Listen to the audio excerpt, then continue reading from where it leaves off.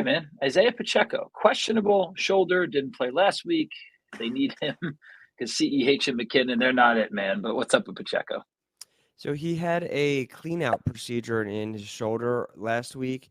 They didn't tell us exactly what they're cleaning out, but usually that's little frayed segments of either the labrum or the rotator cuff. And we know he had that labral repair in the offseason. But it's really not anything that scares me.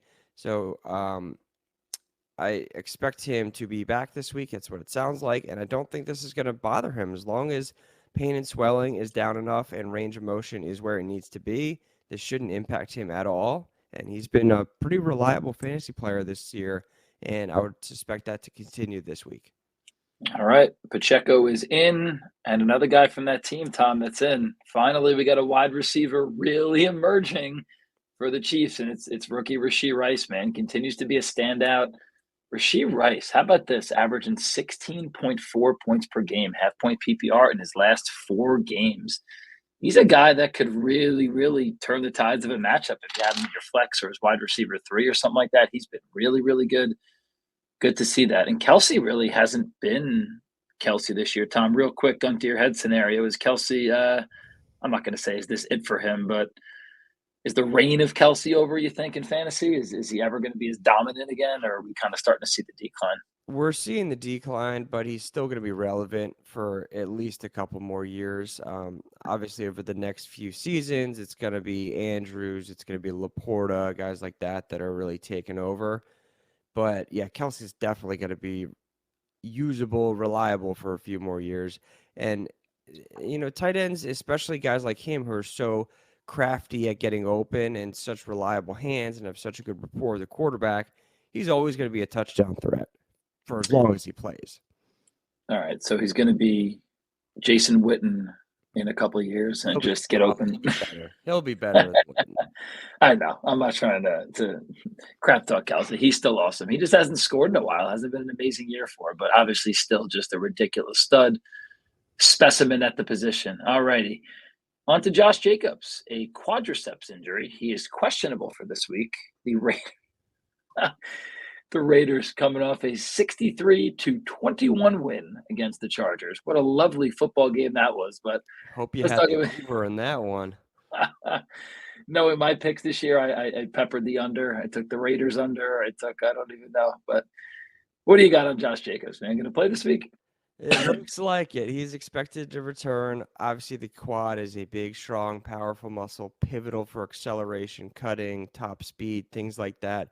So it can be very challenging to play through, which is why he didn't play last week. But with another week to rest, hopefully he's good to go. We actually don't see any decline in fantasy production on average with running backs or snap count. So typically, when running backs return from this injury, they play just like they did before injury with the amount of volume Jacobs gets and the amount of production, put him right in your lineup. Sounds good. I was going to say Zamir White would be totally playable if that's the case, just because he's got some pass catching ability, and they do play the Chiefs this week. Should be playing from behind. Jacobs, too much volume, can't sit him. We are thrilled to be partnering with SeatGeek. Go see your favorite teams, fantasy stars in action using our promo code. It is Injury Fantasy. They'll give you $20 off your purchase. Works for everything. Works for games, concerts, anything that you want to see. That is SeatGeek. Code is Injury Fantasy for $20 off your purchase. Next guy up is Brian Robinson. Guy's having a heck of a year, but been out for a little bit, dealing with a hamstring. I think he was a DNP today on Wednesday. What do you have for us on B-Rob? Still not practicing, over 2 weeks from injury now. So this is telling us that it's at least a grade 2 injury with some true muscle tearing and associated weakness. Now, there's no way with hamstring injuries to truly know when a player is 100% ready to return. That's one of the challenges. There's a lot of testing we can do that can suggest, okay, it's more likely that they're ready to return. But until they go full game speed, they really don't know. That's part of why the recurrence rate is so high. So with Robinson not practicing this week, it's been over 2 weeks since injury. I'm suspicious that even if he plays this week, it's not going to be at full strength. It's going to be maybe on a snap limit with Gibson and Rodriguez getting some of more of the work. But the interesting thing here is that running backs actually, on average, don't see a drop in fantasy production. But I think this would be a unique situation where he may not play to the average, like for the reasons I just mentioned. Also, the fact that Washington's eliminated from playoff contention. Why would they rush their second year player back? I don't think they should. And if they do, it'll probably be at a reduced snap rate.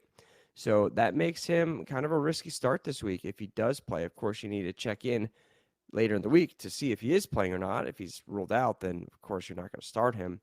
But even if he does play this week, I think it's worth looking at other options. But if you don't have any other good options, then go ahead and play him.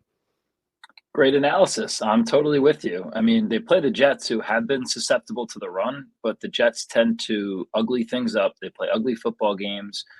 They don't score the ball much. It's usually low scoring games. So I don't love it. And I told you guys, right, last week, I mean, Chris Rodriguez was going to be involved. I mean, if Brian Robinson's out, I don't think you could start Rodriguez or Gibson. Gibson has just been a disappointment for a long time, fantasy wise. But again, I think I'm with you, Tom. Even if Robinson plays, why rush him back? Why give him a huge workload? Rodriguez is there. Gibson's there. They play the Jets. I don't want any part of this game or really any part of the Commanders' offense, which has just been unreliable throughout the most of the season. Terry McLaurin's put up a couple zeros or really low scoring games. Like, he's still great. But for some reason, like, Curtis Samuel is their most consistent player. I don't even know, but it's ugly over there. So I'm with you, Tom.